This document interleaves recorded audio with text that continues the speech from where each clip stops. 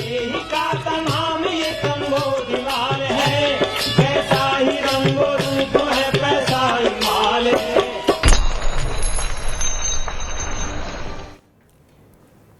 नमस्कार, मैं हूं शुभम शंकर। आप देख रहे हैं मनी 9। समय हो गया है आपके favourite prime time show money central का। मेरे साथ स्टूडियो में खबरों के विश्लेषण के लिए मनी 9 के एडिटर अंशुमान तिवारी जी जुड़ गए हैं। सर, बहुत स्वागत है आपका। और अंशुमान जी के साथ चर्चा शुरू की जाए उससे पहले आपको बता दें आज कौन सी खबरों को चुना है हमने मनी सेंट्रल के लिए। शुरुआत करेंगे गेहूं की सरकारी खरीद की खबर के साथ। लक्ष्य पूरा नहीं होगा ऐसी गहरी आशंका है। लक्ष्य पूरा नहीं हुआ तो क्या होगा? खुलेंगे ऑनलाइन बैंक क्लिनिक, कौन खोलेगा, क्या करेंगे ये क्लिनिक, किनकी मदद करेंगे, इस पर बात करेंगे। व्हाट्सएप पर आने वाली फर्जी कॉल्स पर कैसे लगेगी रोक? आपके पास भी इन दिनों इंटरनेशनल नंबर से कई व्हाट्सएप कॉल आ रहे हैं, तो ये खबर आपके काम की है। सरकार में बढ़ने लगी एनएचएआई के कर्ज को लेकर चिंता। एनएचएआई का कर्ज लगातार बड़ा होता जा रहा है, बड़ी चिंता सरकार के भीतर इसको लेकर है। हमने विस्तार से इकोनॉमिकम में इस पर चर्चा की थी, इस पर आज बात करेंगे। गो फर्स्ट का आगे क्या होगा, ये अगली बड़ी खबर होगी। और आज दिन की सबसे बड़ी खबर, अदानी समूह क्यों बेच रहा कंपनी में हिस्सेदारी। एक बार फिर अदानी समूह की तरफ से खबर आ रही है कि अदानी समूह को अपनी हिस्सेदारी अपनी फ्लैगशिप कंपनी अदानी एंटरप्राइजेज में बेचने पर विचार कर रहे हैं। क्यों बेची जा रही है, किस रास्ते बेची जा रही है, ये सब कुछ आज दिन की सबसे बड़ी खबर में हम डिस्कस करेंगे। और एक खबर और होगी, भारत पे के पूर्व एमडी अश्नील ग्रोवर के खिलाफ एफआईआर हुई है। किस मामले में हुई है, क्या पूरा मामला था और किन मामलों में वो उलझे हुए हैं, फंसे हुए हैं, इन सब पर आज हम चर्चा करेंगे। शुरुआत गेहूं खरीद की खबर के साथ। देश में इस साल गेहूं की सरकारी खरीद के लिए जो लक्ष्य रखा गया है उसके पूरा होने की उम्मीद अब घट गई है। घट इसलिए गई है क्योंकि मई के दौरान सरकारी एजेंसी की गेहूं खरीद सुस्त पड़ गई है, जिस वजह से खरीद का लक्ष्य पूरा होने की संभावना अब ना के बराबर है। मई के शुरुआती 9 दिनों में सरकारी एजेंसियों ने किसानों से सिर्फ 29 लाख टन गेहूं की खरीद की है, जबकि अप्रैल में 222 लाख टन गेहूं की खरीद हुई थी। अभी तक कुल 252 लाख टन गेहूं की खरीद पहुंच पाई है। सरकार ने इस पूरे सीजन में 341 लाख टन गेहूं खरीद का लक्ष्य रखा हुआ है। हार्वेस्ट लगभग पूरी हो चुकी है। खरीद अगर अब तक पूरी नहीं हुई तो अब उम्मीद है कि ये पूरी नहीं हो पाएगी। सर, खरीद पूरी नहीं हो पाई तो क्या होगा? शुभम, खरीद ना पूरी होने की संभावना बढ़ रही है क्योंकि दो बड़ी वजह हैं। बाजार में एमएसपी से ऊपर की कीमत पर प्राइवेट प्लेयर्स अनाज खरीद रहे हैं किसानों से, और कई राज्यों को ये मुश्किल में का सामना करना पड़ रहा है कि अनाज एफसीआई के पास जाने के बजाय निजी ग्राहकों के पास जा रहा है, इसलिए खरीद का लक्ष्य पूरा होता नहीं दिख रहा है। दूसरी बड़ी चुनौती ये है कि अगर सरकार के अनाज भंडार में गेहूँ का लक्ष्य पूरा नहीं होता तो बाजार में आपूर्ति और मांग के असंतुलन का खतरा होता है। पिछले साल भी हमने देखा था कि सरकार की अनाज खरीद पर्याप्त नहीं थी, जिसका असर पूरे साल हमने अनाज की महंगाई के तौर पर देखा। सरकार के मौजूदा आंकड़े अगर आप देखें तो एफसीआई के पास 1 मई को जो वीट का स्टॉक था वो करीब 28.52 मिलियन टन के आसपास था। सरकार को अकेले नेशनल फूड सिक्योरिटी एक्ट के तहत सस्ता अनाज बांटने के लिए 18.4 मिलियन टन अनाज की ज़रूरत हर साल होती है। तो अगर ये खरीद लक्ष्य से कम रहती है, क्योंकि मई का महीना सबसे क्रूशियल होता है और मई के महीने में ही खरीद अब पिछड़ रही है।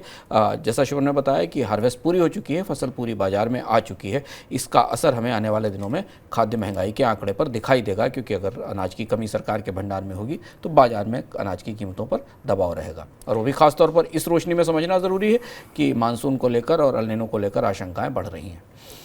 All India bank employee association यानी AIBEA ने बैंक ग्राहकों की मदद करने के लिए एक ऑनलाइन बैंक क्लिनिक स्थापित करने की योजना बनाई है।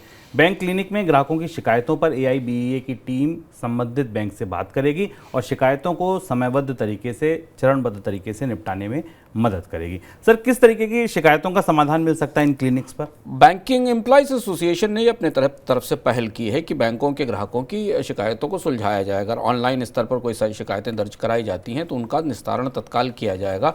आमतौर पर बैंकों में शिकायतों के समाधान के लिए ओम्बुड्समैन की व्यवस्था होती है। आरबीआई के पास भी ओम्बुड्समैन है, लेकिन इसमें उम्मीद है कि बैंक का प्रशासन और बैंक का प्रबंधन और आरबीआई इस बात पर ध्यान देगा, क्योंकि सबसे बड़ी चुनौती भारत के बैंकों में कंप्यूटर नेटवर्क को लेकर है। और आमतौर पर ज़्यादातर बैंकों में बीच में डाउन टाइम बहुत होता है नेटवर्क में, जिसकी समस्या बहुत सारे ग्राहकों को महसूस करनी पड़ती है। खासतौर से छोटे कस्बों में, छोटे शहरों में बैंकों के कंप्यूटर नेटवर्क्स के बंद होने की, उनके धीमे चलने की, उनके पर्याप्त तरह से काम न करने की समस्याएं लगातार बढ़ रही हैं।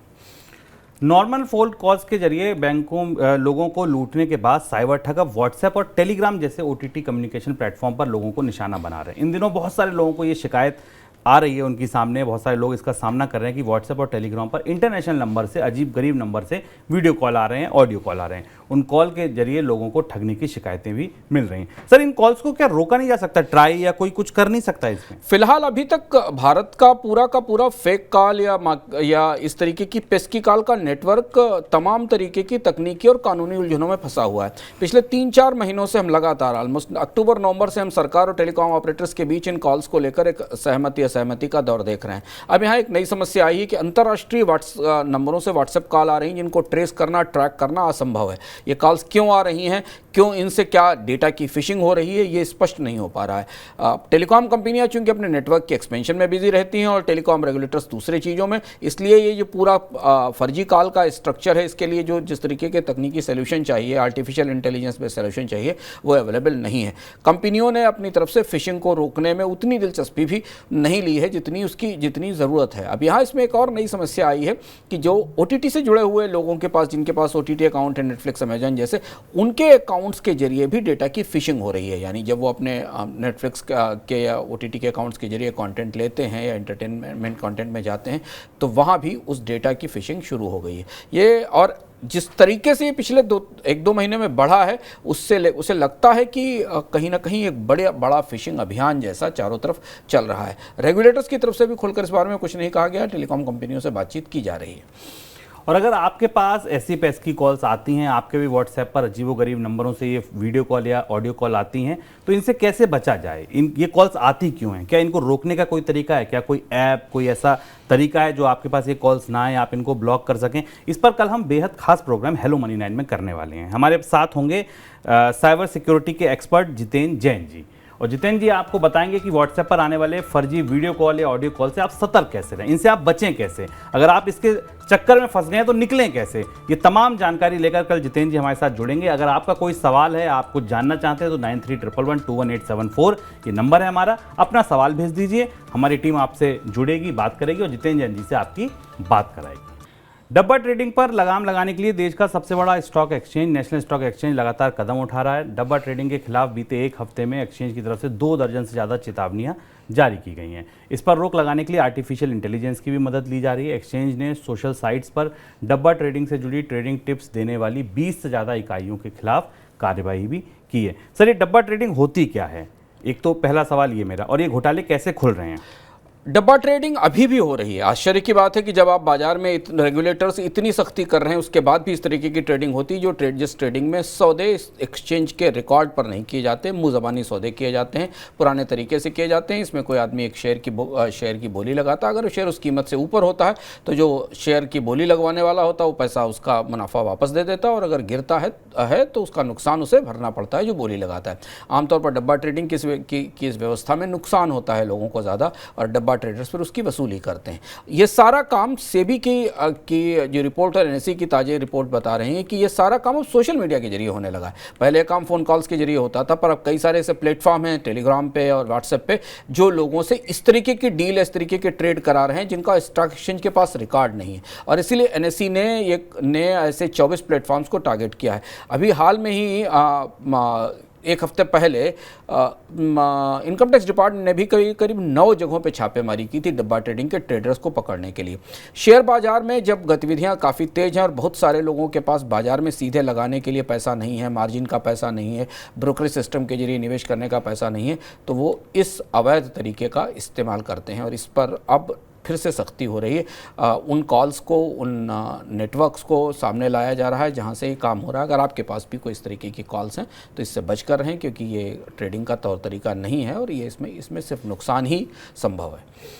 कैपिटल मार्केट रेगुलेटर सेबी ने कमोडिटी डेरिवेटिव ट्रेड में विदेशी संस्थागत निवेशकों को डायरेक्ट मार्केट एक्सेस सुविधा देने की मंजूरी दे दी है। अब विदेशी संस्थागत निवेशक भारत के कमोडिटी एक्सचेंज पर सीधे ट्रेड कर पाएंगे। सर, डायरेक्ट एक्सेस देने का मतलब क्या है? भारत के कमोडिटी एक्सचेंज में ट्रेडिंग का दायरा बढ़ाने के लिए, और ख़ासतौर पर अब ट्रेडिंग का दायरा मिनरल्स के मामले में काफ़ी बड़ा हो रहा है। ये मांग भी पहले से की जा रही थी। हालांकि FPIs को कमोडिटीज़ में लाने को लेकर भारत में काफ़ी आग्रह भी रहे हैं रेगुलेटर्स के, लेकिन अब धीमे धीमे ये बड़ा उदारीकरण किया जा रहा है। इसमें कमोडिटी ट्रेडर्स सीधे आकर बाज़ार में ट्रेड कर सकेंगे। इसके लिए इन्हें जो अल्टरनेटिव इन्वेस्टमेंट की कैटेगरी है, कैटेगरी 3, जिसमें कि विदेशी निवेशक काम करते हैं, उसके जरिए बाज़ार में आने दिया जाएगा। और इस ट्रेडिंग से भारत में जो मिनरल्स हैं, जो भारत में बाकी कमोडिटीज़ ट्रेड होती हैं, जो कृषि से अलग हैं, कृषि से इतर कमोडिटीज़ हैं, उनकी ट्रेडिंग का दायरा बढ़ने की संभावना है। अगली खबर NHAI से जुड़ी। NHAI पर अभी हमने पिछले ही हफ्ते, अगर आप YouTube पर जुड़े हैं और अगर आप ऐप पर देखते हैं इकोनॉमिकम को, तो 2 हफ्ते पहले NHAI पर एक विस्तार से रिपोर्ट की थी। उस रिपोर्ट के बाद हलचल है। हर दिन NHAI पर कोई खबर छप रही है। आज NHAI पर खबर यहाँ तक आ गई कि think tank NITI Aayog consultancy पर विचार कर रहा है। वो ये विचार कर रहा है कि NHAI पर जो कर्ज है इसको घटाया कैसे जाए। सर, NHAI पर अगर कर्ज नहीं घटा तो क्या होगा? NHAI गहरी मुश्किल में है। 2 साल से 2-3 बड़े घटनाक्रम में विस्तार से इकोनॉमिकम का, जिसका जिक्र शुभम ने किया है, वो आप देख सकते हैं। पर NHAI की को लेकर अब इस समय चिंता इस समय इतनी ज़्यादा है क्योंकि NHAI पहले कर्ज में 2 साल से लगातार कर्ज में था। उसे बाजार से कर्ज लेने से रोकने की कोशिश की गई। इस रणनीति ने कोई बहुत असर नहीं किया क्योंकि कर्ज की देनदारी तो थी ही। तो सरकार ने जो सड़क बनाने के लिए बजट देना शुरू किया, उस बजट का बड़ा हिस्सा सड़क बनाने के बजाय कर्ज के भुगतान में जाने लगा क्योंकि कर्ज चुकाना था। उसके बाद NHAI ने अपने टोल बढ़ाने की कोशिश की, पर टोल इतना भी पर्याप्त नहीं है कि NHAI अपने कर्ज का ब्याज भी चुका सके। दूसरी बड़ी चुनौती थी। तीसरा यह माना गया था कि 2 साल के भीतर बनी हुई सड़कें बेचकर NHAI इतना पैसा जुटा लेगा जिसके जरिए वो अपने कर्ज का एक हिस्सा वापस कर देगा। और अगर कर्ज का हिस्सा वापस हो जाएगा तो ब्याज का भुगतान कम हो जाएगा और NHAI को मिला हुआ बजट सड़क बनाने में जाने लगेगा। अभी पूरी प्रक्रिया, ये पूरा पहिया पटरी से उतर गया। सड़कें बनने की रफ्तार धीमी होती चली गई लगातार 2 साल में। NHAI के कर्ज पर ब्याज लगातार बढ़ता चला गया।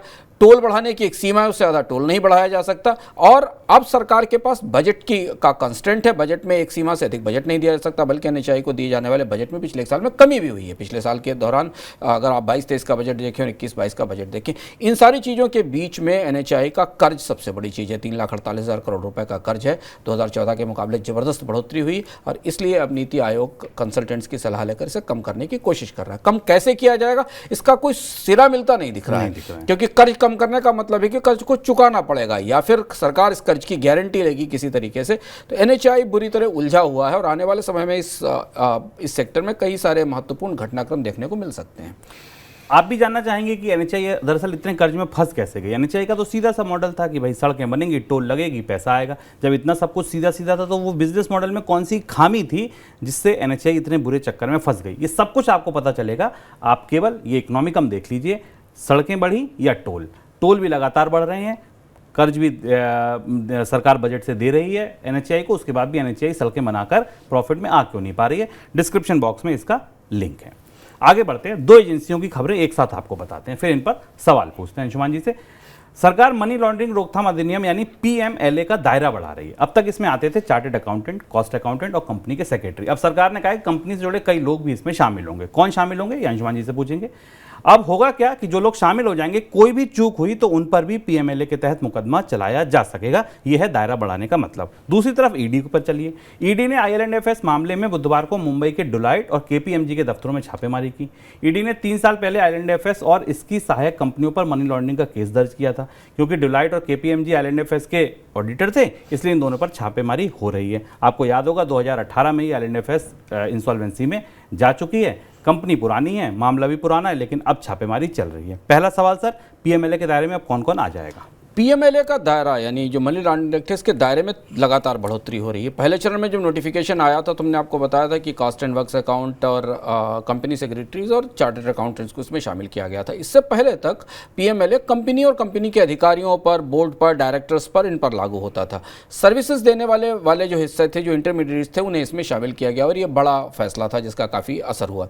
अब जो नई सूचना आई उसके हिसाब से इसके दायरे में कंपनी के ट्रस्टीज, जो ट्रस्ट बनाए गए, उन ट्रस्ट में काम करने वाले लोग, पार्टनरशिप फर्म्स, जो लिमिटेड लायबिलिटी फर्म्स जिनके जरिए कंपनी सेवाएं ले रही है, वो भी इसमें शामिल होंगे और बाकी कंपनी से जुड़ी हुई जो और कंपनियां हैं उनके डायरेक्टर्स भी शामिल होंगे। ये इस पूरी प्रक्रिया में कंपनी इन सारे लोगों को रिपोर्टिंग एंटिटी के तौर पर शामिल किया गया है। यानी इन्हें भी ट्रांजैक्शंस के बारे में सूचनाएं PMLA एक्ट के तहत देनी होंगी या इनसे सूचनाएं मांगी जा सकती हैं। इस तरह से सरकार ने पीएमएलए एक्ट के दायरे में अब कंपनी के सारे संचालन को, डायरेक्टर्स को, उससे जुड़ी हुई पार्टनरशिप फर्मों को, लिमिटेड लायबिलिटी फर्म्स को ट्रस्ट को, सबको शामिल कर लिया है जिनके ऊपर पीएमएलए लगाया जा सकता है। सर, मैं छापेमारी का सर क्या असर होगा जो ईडी छापेमारी करेगी आइलैंड एफएस मामले में? तत्काल बाद सुप्रीम कोर्ट के फैसले के तुरंत बाद यह कार्यवाही हुई। पिछले ही हफ्ते सुप्रीम कोर्ट ने आईएलएफएस मामले में इस बात की इजाज़त दी थी कि जो फ्रॉड की इंक्वायरीज चल रही हैं उनमें जो ऑडिट और कंसल्टिंग फर्म है उन पर भी कार्रवाई की जा सकती है, और उसी का नतीजा है कि आईएलएफएस के पूरे मामले में ईडी ने आईएलएफएस के जो 2 बड़े ऑडिटर्स हैं उनके यहाँ छापेमारी की है। इसमें बीएसआर एंड एसोसिएट्स है और डेलॉयट हास्किन्स है। इन्हें यह माना जाता है कि इन्होंने आईएलएफएस के मामले में सही ऑडिट रिपोर्ट्स नहीं दी, सही सूचनाएं नहीं दी, जिसके कारण एक कंपनी बुरी तरह संकट में फंसी और भारत में एनबीएफसी के सेक्टर में एक बड़ा स्कैम हुआ, एक बड़ा सेटबैक आया। इसलिए अब इनके यहाँ भी छापेमारी चल रही है। अगर आप इन सारे घटनाक्रमों को एक साथ मिलाकर देखें तो सरकार की एजेंसियां वित्तीय सेवाओं से जुड़े हुए जितने भी अलग अलग हिस्से हैं उन्हें एक साथ कानूनों के दायरे में समेट रही हैं, चाहे इसमें ऑडिटर्स हों, चाहे चार्टर्ड अकाउंटेंट हों, चाहे कॉस्ट एंड वर्क्स अकाउंटेंट हों या कंपनी सेक्रेटरीज हों। ये सारा हिसाब तमाम विजिलेंस कानूनों के दायरे में आ रहा है।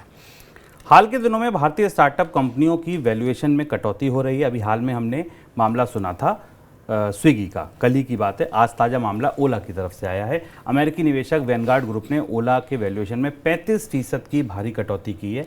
वैनगार्ड ग्रुप ने पहले ओला की वैल्यूएशन को $7.3 अरब आंका था, जिसे घटाकर अब $4.8 अरब कर दिया गया है। इससे पहले बायजू, स्विगी में की वैल्यूएशन में भी भारी कटौती हुई है। लगातार अगर आप मनी सेंट्रल देखते हैं तो आपको पता होगा। सर, क्यों घट रहे हैं वैल्यूएशन लगातार? एक और बड़ी कंपनी जिसके ऊपर इस के कामकाज को लेकर तमाम सवाल भी थे, वैल्यूएशन को लेकर सवाल थे, उसके वैल्यूएशन में भी कमी की गई है। जैसा शुभ ने आपको बताया, लगातार सीरीज़ में भारत के जो बड़े यूनिकॉर्न्स हैं उनकी सबकी वैल्यूज़ में कमी हुई है। बायजूस की, स्विगी की, ओयो की और ओला की। यह माना जा रहा है कि कंपनी को टैक्सी और कैब सर्विसेज में उतने प्रॉफिट या मुनाफों की उम्मीद नहीं है। वैनगार्ड जो फंड मैनेजर है, जिसने इन्वेस्टमेंट फर्म है, जिसने जो इसमें इन्वेस्टमेंट करता है, उसने यूएस गवर्नमेंट के पास अपनी जो सिक्योरिटी फाइलिंग की है एसईसी के पास, उसमें ये बताया है कि जो ओला के कामकाज को लेकर और ओला के वैल्यूएशन को लेकर अब उस तरीके की संभावनाएं नहीं है। 2021 में शायद ओला ने इससे पहले अपने प्लेसमेंट के जरिए बाजार से फंड उठाया था। गोफर्स्ट एयरलाइंस को लेकर बुधवार को एनसीएलटी के फैसले के बाद कई बड़ी खबरें आईं। एनसीएलटी के फैसले के बाद एयरक्राफ्ट लीज पर देने वाली कंपनी एसएमबीसी ने ऊपरी अदालत में चुनौती दी है। एनसीएलटी ने अपने फैसले में गोफर्स्ट को दिवालिया आवेदन मंजूर कर लिया था। आशंका जताई जा रही है कि एनसीएलटी के फैसले की वजह से एयरलाइंस कंपनियों के लिए एयरक्राफ्ट लीजिंग की लागत बढ़ जाएगी, क्योंकि एयरक्राफ्ट लीज पर देने वाली कंपनियां अब 6 महीने तक गोफर्स्ट से एयरलाइंस अपने एयरक्राफ्ट वापस नहीं ले पाएंगी। इस बीच खबर यह भी आएगी 24 मई से गोफर्स्ट फिर से उड़ाने शुरू कर सकता है। सर, गोफर्स्ट के लिए आगे रनवे क्या है, रास्ता क्या है? गोफर्स्ट का बैंक्रप्सी दायरे में जाने के बाद उलझने कई तरीके की हैं। अब जैसे एक चीज़ तो ये हुई कि बैंक्रप्सी दायरे में जाने के बाद गोफर्स्ट को मॉरिटोरियम मिल गया कि उसकी संपत्तियों पर कब्जा नहीं हो पाएगा, उसकी संपत्तियों को अधिकृत नहीं किया जा सकेगा। खासतौर से उसकी जो महत्वपूर्ण संपत्तियां हैं वो एयरक्राफ्ट हैं। अब यहाँ से 2-3 महत्वपूर्ण बिंदु निकलते दिखाई देते हैं। गोफर्स्ट का भविष्य उन पर निर्भर करेगा। पहली चीज़ तो ये कि जो एयरक्राफ्ट लीज पर देने वाली कंपनियाँ थी, उन्होंने अपने एयरक्राफ्ट छुड़ाने के लिए ऊपर की ट्रिब्यूनल में अर्जी डाल दी है, जिसमें आज सुनवाई होनी थी। आज शाम तक फैसला आएगा। कल हम आपको बताएंगे अगर फैसला आता है कि क्या वो एयरक्राफ्ट गोफर्स्ट के कब्जे में रहेंगे या वो जो फ्लाइंग इंफ्रास्ट्रक्चर है वो बाहर निकल आएगा। क्योंकि इन कंपनियों का कहना है कि अगर ये लिटिगेशन लंबा खिंचता है, जिसकी संभावना है, तो इनके एयरक्राफ्ट्स का क्या होगा।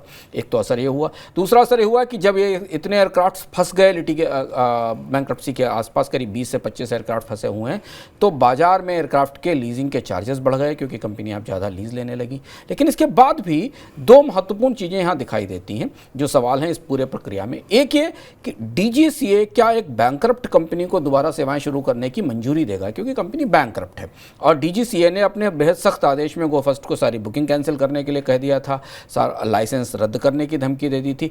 तो डीजीसीए क्या गोफर्स्ट को ऐसी स्थिति में, जबकि उसके ऊपर 11,000 करोड़ का बकाया है, वो पैसा नहीं दे पा रही, उसे अपनी उड़ान शुरू करने की छूट देगा क्या, जो जैसा कि गोफर्स्ट की तरफ से संकेत दिया गया है कि वो 20 एयरक्राफ्ट के साथ उड़ान शुरू कर सकती है, नंबर 1। दूसरे सवाल का जवाब अभी मिलना बाकी है कि क्या बुकिंग एजेंट्स इसकी बुकिंग शुरू करेंगे। ऐसी स्थिति में गो फर्स्ट के टिकट्स की जब उनके 900 करोड़ रुपए के आसपास फंसे हुए हैं, जो अभी बैंक्रप्सी कोर्ट से फैसला आने में 6 महीने लगेंगे, तो क्या गो फर्स्ट को उस नेटवर्क का समर्थन मिल पाएगा या मदद मिल पाएगी जिस नेटवर्क के जरिए वो अपने टिकट्स बेचती थी।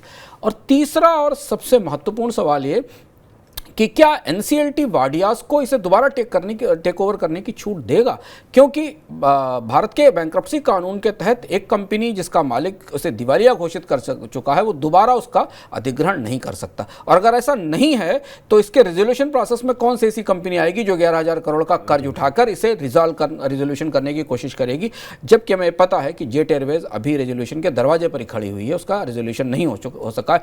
एक एयरलाइंस पहले ही बिकने के लिए तैयार खड़ी है, तब दूसरी तरफ इसका रेजोल्यूशन करने के लिए कौन आएगा। इन 3 बेहद महत्वपूर्ण सवालों के जवाब अभी स्पष्ट नहीं है। तात्कालिक तौर पर हमारी निगाह इस बात पर रहेंगी कि भारत का जो सिविल एविएशन रेगुलेटर है डीजीसीए वो क्या फैसला लेता है। एक चीज़ कि क्या वो गोयर को दोबारा उड़ने की छूट देगा, और दूसरा ये कि क्या एयरक्राफ्ट की लीज करने वाली कंपनियों को ट्रिब्यूनल से कोई राहत मिलती है और उनके जहाज गोयर को गो फर्स्ट को वापस करने पड़ सकते हैं। ये 2 महत्वपूर्ण नए घटनाक्रम हैं जिन पर हमारी निगाह रहेगी। आगे बढ़ते हैं दिन की सबसे बड़ी खबरों की तरफ।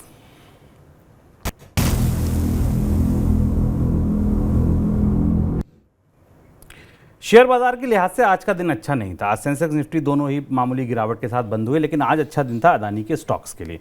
आज अदानी ग्रुप की 10 कंपनियां हरे निशान में बंद हुई, खरीदारी के साथ बंद हुई।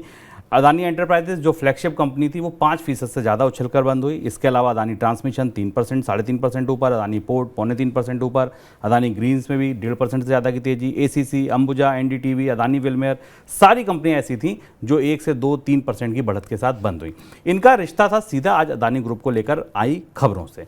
बड़ी खबर जिससे राहत मिलती दिखी वो ये कि मॉरिशस के वित्त मंत्री ने अपनी संसद में बयान दिया कि अदानी ग्रुप में मॉरिशस से शेल कंपनियों के जरिए निवेश को लेकर हिंडनबर्ग की रिपोर्ट में जो आरोप लगाए गए हैं वे आरोप निराधार हैं। इस खबर को अदानी ग्रुप के लिए बड़ी राहत के तौर पर माना जा रहा है। इधर अदानी ग्रुप नए सिरे से पूंजी जुटाने की योजना बना रहा है। जनवरी में हिंडनबर्ग की रिपोर्ट आने के बाद अदानी ग्रुप ने अपना एफपीओ वापस ले लिया था। ध्यान होगा आपको कि एफपीओ फुल सब्सक्राइब होने के बाद भी वापस ले लिया गया था, ये कह के कि वो निवेशकों के हितों की रक्षा करना चाहते हैं। इस बीच शुक्रवार को अदानी मामले में सुप्रीम कोर्ट की सुनवाई भी होने जा रही है। ये कल सुनवाई होगी।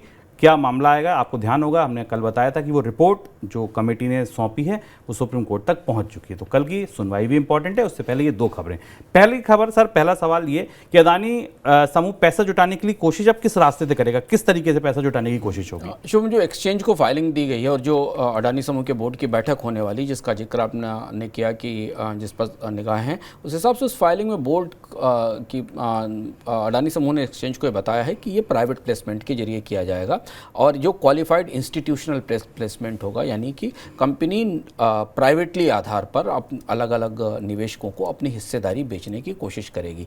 रेट्स क्या होंगे ये पता नहीं है, साइज़ क्या होगा, कितनी इक्विटी बेची जाएगी, उसका वैल्यूएशन क्या होगा ये स्पष्ट नहीं है, लेकिन कंपनी ने अपनी इस इच्छा को, इस मंशा को एक्सचेंज के सामने जारी कर दिया है कि वो एक बार फिर प्राइवेट प्लेसमेंट के लिए अपनी इक्विटी बेचने के लिए आगे जा रही है।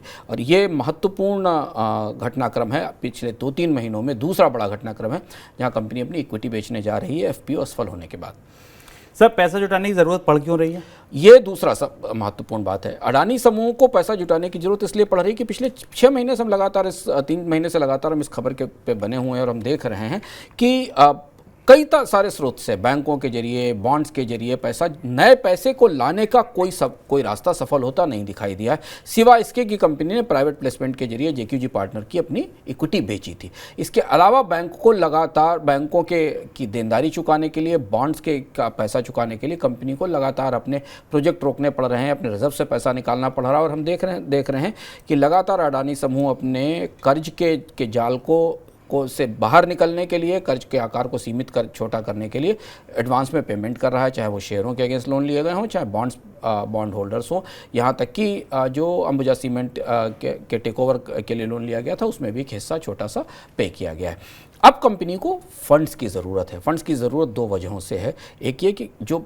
आगे वाली आने वाली देनदारियां उनको चुकाने के लिए फंड्स कहाँ से आएंगे, उन्हें कहाँ से दिया जाएगा, क्योंकि इस पूरे संकट ने अडानी समूह के आकार को, उसकी उड़ान को रोक दिया है, छोटा कर दिया है, नए निवेश को सीमित कर दिया है। कंपनी ने अपने निवेश में बड़ी कटौती की है। तो अब कंपनी को फंड्स चाहिए और उस फंड्स का केवल यही एक रास्ता है, कंपनी के पास केवल यही एक एसेट है, क्योंकि कर्ज मिलना ऐसी स्थिति में, जब साख इतनी खराब हो, कर्ज मिलना मुश्किल होता, तब ये स्थिति है। तब यही रास्ता है कि कंपनी अपनी इक्विटी को कहीं बेचे या दे, तब वहाँ से पैसे मिलेंगे। एक और बड़ी खबर आज की, फिनटेक कंपनी भारत पे के पूर्व एमडी अशनीर ग्रोवर की मुश्किलें थमने का नाम नहीं ले रही। ग्रोवर और उनके परिवार पर फिनटेक कंपनी के साथ 81 करोड़ रुपए की कथित धोखाधड़ी के मामले में दिल्ली पुलिस ने एफआईआर दर्ज की है। दिसंबर 2022 में भारत पे ने उनके खिलाफ शिकायत दर्ज कराई थी और दिल्ली पुलिस की आर्थिक अपराध शाखा ने इसके मामले की जांच कर रही है। अब इन पर एफआईआर हो गई है। सर, पूरा मामला क्या है ये? भारत पे का मामला चर्चित रहा था। अशनीर ग्रोवर एक चर्चित शख्सियत भी हैं, कई सारे अलग अलग प्लेटफॉर्म्स पर वो बराबर दिखते हैं। दिसंबर 2022 में एक भारत पे ने ये एक कंप्लेंट दर्ज कराई थी आर्थिक इंटेलिजेंस विंग के पास कि अशनीर ग्रोवर ने भारत पे के एमडी रहते हुए बहुत सारे फ्रॉड किए, ब्रीच ऑफ ट्रस्ट किया, बहुत सारी चीटिंग की, फोर्जरी की और कई सारे महत्वपूर्ण दस्तावेजों के सबूत भी मिटा दिए गए। ये विवाद काफ़ी चर्चा में रहा था और इस विवाद के बाद 2022 के बाद अब जब एफआईआर की गई है तो इस बात का संकेत उस एफआईआर से मिलता है कि इकोनॉमिक ऑफेंस विंग ने भारत पे के उन आरोपों की शुरुआती पड़ताल पूरी कर ली है और इस हिसाब से अशनीर ग्रोवर पर ये 81 करोड़ के आसपास की चीटिंग का 28 करोड़ रुपए की चीटिंग का आपराधिक मामला बनता है और इस मामले के कारण अशनीर ग्रोवर और उनके परिवार पर एफआईआर की गई है। अशनीर ग्रोवर पर करीब 5 अलग अलग और लॉसूट्स और अलग अलग मुकदमे भी चल रहे हैं। आगे बढ़ते हैं और अब देखते हैं झटपट।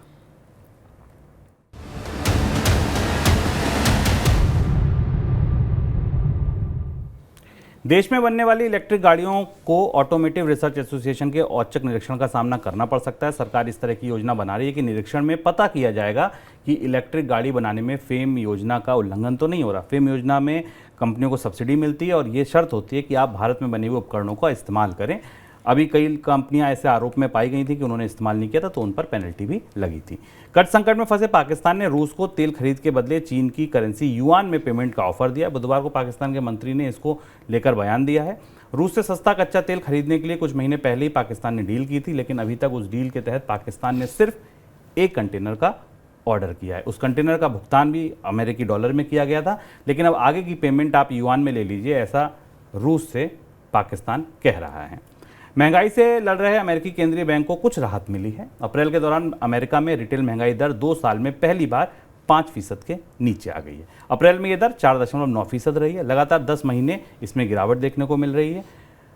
महंगाई के खिलाफ लड़ाई में अमेरिकी सेंट्रल बैंक लगातार ब्याज दरें बढ़ा रहा था। पिछले साल अमेरिका में रिटेल महंगाई 9.1% पर पहुंच गई थी, जो 1981 के बाद सबसे ऊंचा स्तर था। सर, कोई टिप्पणी आपकी?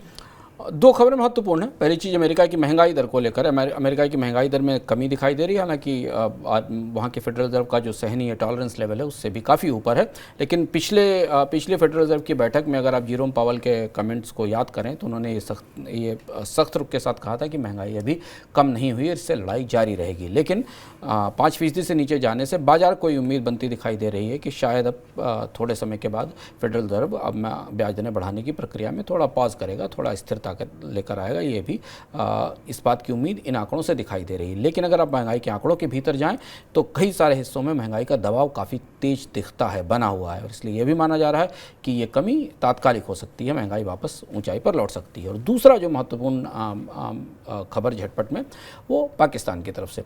पाकिस्तान पहला ऐसा देश हो रहा है हमारे भारत के आसपास जो आधिकारिक रूप से युआन का इस्तेमाल तेल की खरीद के लिए करने जा रहा है। और पाकिस्तान को ये युआन चाइना से मिला है। अब पाकिस्तान ने अधिकृत रूप से रशिया और चीन के साथ बातचीत के बाद तेल की खरीद युआन में शुरू की और डॉलर से में पेमेंट करने से अपने आप को पीछे किया है। रूस और चीन दोनों के लिए ये फ़ायदे का सौदा है। और चीन लगभग पिछले 6 साल से इस कोशिश में है कि किसी तरह से युआन की करेंसी को इंटरनेशनल ट्रेड के बीच में इस्टेब्लिश किया जाए, और वो रास्ता सामने साफ होता दिखाई दे रहा है। पाकिस्तान चीन के युआन का इस्तेमाल रूस से तेल खरीदने में करेगा। तो ये था हमारा आज का मनी सेंट्रल। कल फिर मुलाकात होगी आपसे शाम 7 बजे। आज महंगाई के आंकड़े आएंगे, कल पूरा विश्लेषण लेके हम महंगाई के आंकड़ों का आपके पास आएंगे मनी सेंट्रल में। लेकिन इससे पहले आपको 2 बार जुड़ना। एक बार तो मैंने आपको बता दिया, जतिन जी आएंगे शाम को 4 से 4:30 व्हाट्सएप पे आने वाली कॉल के लिए। और कल बेहद खास मेहमान डॉक्टर रवि सिंह हमारे साथ होंगे 1 से 2 बजे के बीच आपके स्टॉक्स का सवालों का जवाब देने के लिए। कोई भी सवाल है आपके स्टॉक से जुड़े तो 9311211874 पर भेज दीजिए और रवि सर से जानिए कि आपको उन स्टॉक्स में क्या करना चाहिए। कुछ खरीदना चाहते हैं, बेचना चाहते हैं, पोर्टफोलियो रिव्यू कराना चाहते हैं, जैसा भी सवाल है भेज दीजिए। कल रवि जी से आपके सवालों का जवाब हमारी टीम बिल्कुल दिलाएगी आपसे। फिलहाल हमें इजाज़त दीजिए, नमस्कार। ऐसे ही का तमाम ये कम्बोज लाल है, वैसा ही रंगो